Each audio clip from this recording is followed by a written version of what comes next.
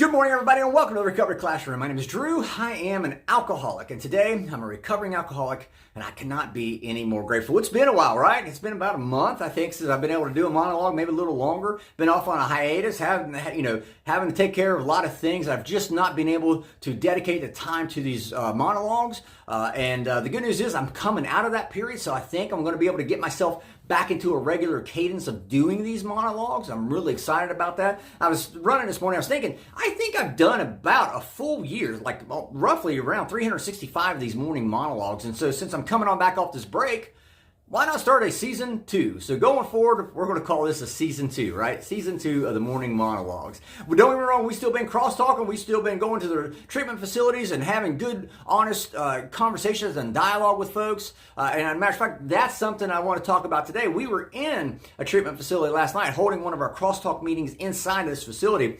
And the thought occurred to me, something, someone was sharing it, this thought hit me, because something I read in the big book, and I had to come home and look it up. On page 31, Bill Wilson writes, by every form of self-deception and experimentation, they will try to prove themselves exceptions to the rule, therefore non-alcoholic, therefore not a drug addict, right? And what he's talking about there is, I would lie to everybody, I'm not an alcoholic. I'm not an alcoholic. Here, watch me take this one drink and set it down. And then pick up another and set that one down. And then pick up a third one and set that one down. I tried convincing everybody that I just wasn't an alcoholic. And after a while, they stopped buying my bullshit. Let's be real. They stopped buying my bullshit. So since they were buying my bullshit, I had to sell it to somebody. And who better to sell bullshit to than a drunk guy, meaning me? Yeah. Self-deception. I spent all those years trying to lie to myself, trying to deceive myself. And in order to help convince myself, in order to help convince me to buy that load of horse shit that I wasn't an alcoholic, I would experiment. Let me show you. Let me convince myself on how I'm not an alcoholic by just allowing myself to drink between this set amount of hours. Or just allowing myself to drink during this circumstance or that circumstance. Oh, it's the holidays. I can drink. Oh, it's a football game. I know nothing about football. I can drink during the Super Bowl.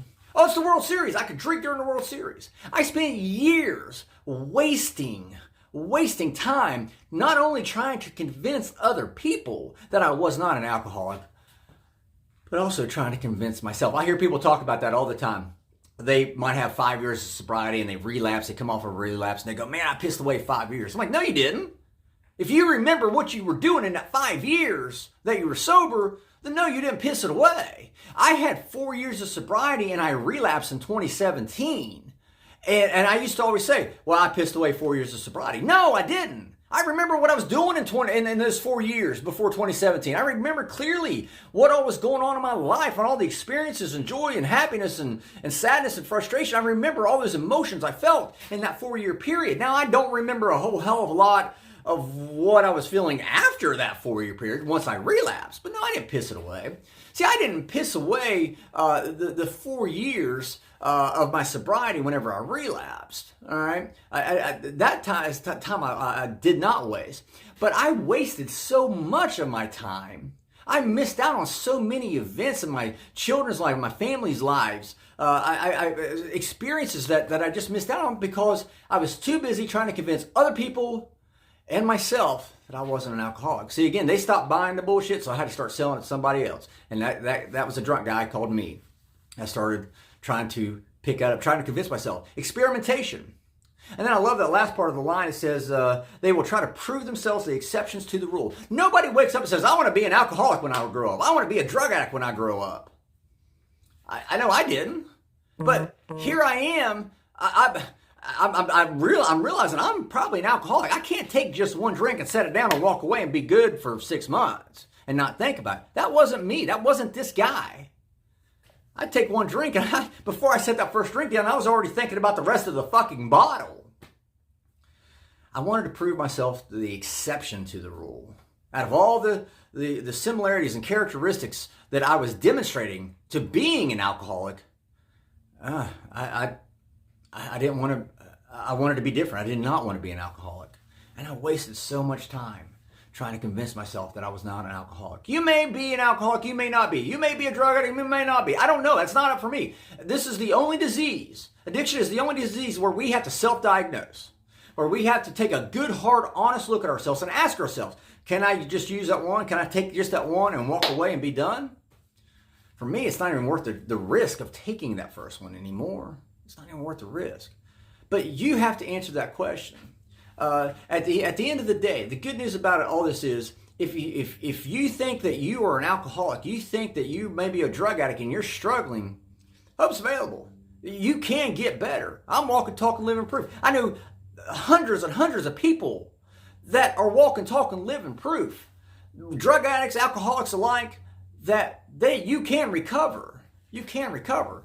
Stop lying to yourself and start asking yourself. Start being critically honest and open with yourself. Start having those internal dialogues in your head, asking yourself, do I really have a problem here? Do I really have a problem here? Once you start having those conversations, one, you're going to get to learn an awful lot about yourself, I assure you. But two, that's when you open the doorway to a whole new life that you will no longer being wasted, being high, or being drunk. So with that being said, I'll let you guys go. Thank you guys for letting me come in and share another 5 to 10 minutes of your day with you. You guys, keep me sober, and I cannot be any more appreciative. And after this last month, I tell you, I have needed it. Oh man, I've missed these. If you have a topic you'd like to discuss, feel free to email it directly to me, Drew, D-R-E-W, at recoveryclassroom.org, or you can send it to the private messenger Facebook group page. We have a bunch of us in there that can take a look at it, and we'll see what we can do. So we'll be talking again soon, guys. Remember, you can't get drunk if you don't take that first drink.